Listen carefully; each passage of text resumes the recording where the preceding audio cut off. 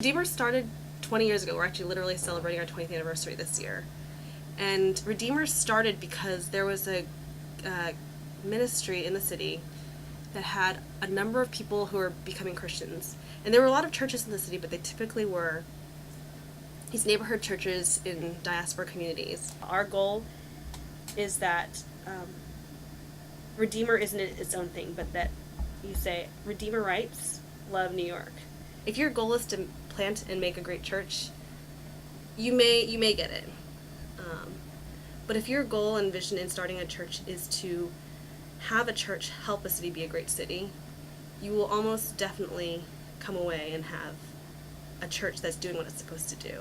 Really, what the vision of the church can really change the way the church responds.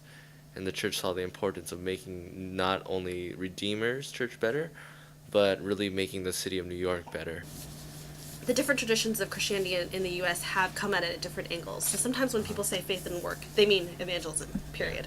Some people, when they talk about it, they mean ethics, just being a good business person, being good, whatever they're doing. And they have a pretty specific idea, but they're not necessarily the same thing. And so part of the work that we have to do, and the work that needs to take place as this area of ministry continues to grow, is to be able to help people identify where that conversation's coming from them, and then helping them to engage with other parts of it, if that's the goal of the church. Yeah. If the gospel were true, what would that really mean for architecture?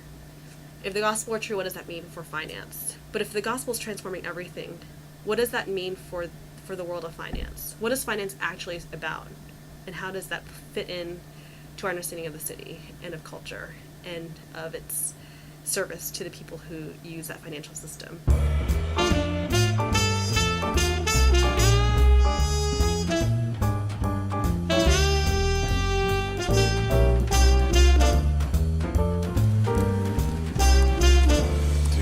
We're at the Billy Graham Center at Wheaton College in Illinois, and we're about to enter heaven.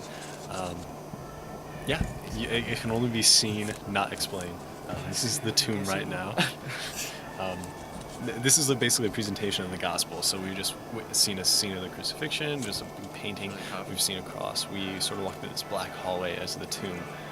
3 days dead. Now we enter heaven. After you.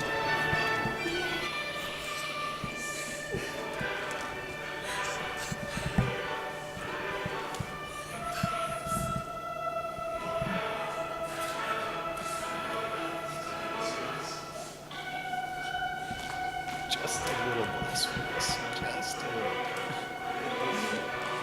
Amazing.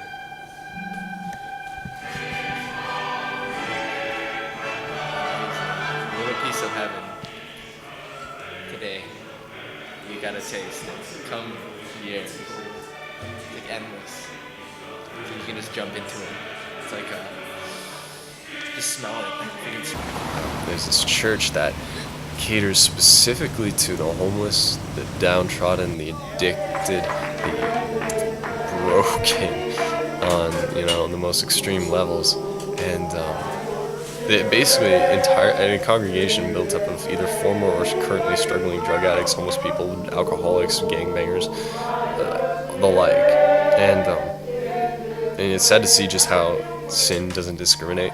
It was one of the most diverse congregations we've been to. Well, Uptown is a very unique area. There's more shelters, more free feeds. There's more places that try to help the homeless people, but they try to, no offense towards them, but they try to help them from the social view. What I've learned over the years, and plus through my own experience, is you can get a homeless person or a drug addict the best job in the world. You can get them better housing. You can try to help them socially, but if they never get inner healing, they're not going to change. All you're going to do is give them more money to give them something to take care of their pain.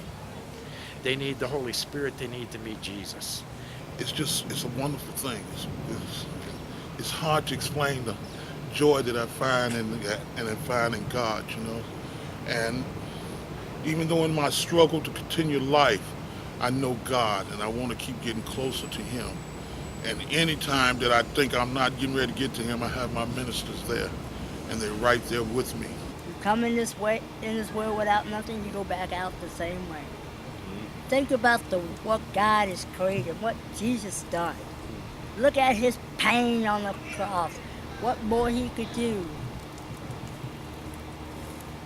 Because a lot of times when we think about it, and we look at people who are so-called labeled homeless or unuseful, we sort of want to just push them away because we see them as abandoned goods or just like useless goods, where we see no value in them. So we're like, you know what? Because you can't give anything to society, then let's just throw you out. And this church has just shown how God just does not see people that way. One of the main things I've learned is if you want more of God, you have to give out more of God. In Romans chapter 5, it says the Holy Spirit pours God's love into our heart. He gave me a real cool revelation years ago, like a cup of water. Before we got saved, pretend you drink chocolate milk, white milk, and all kinds of other things, and some of us alcohol, drugs, and you could even put blood because some of us hurt some people. And you never wash that cup. That would be a pretty nasty cup. It would probably stink. But then after a certain time, then God touches us, and He dips us in His Son's blood. And because of what He did on the cross, then we come up and we're crystal clear. Then He pours His love through the Holy Spirit inside of our hearts. And now He says, He touches us on the shoulder and says, now go pour some love into your brother's heart. He's hurting. He doesn't know me yet. Then you pour into your brother's heart and you pour into his cup. And all of a sudden, then when your cup comes back up, now He pours more into you. And now He touches his heart. This is how the gospel is spread. But if you do not pour into other people, God's not going to pour more into you.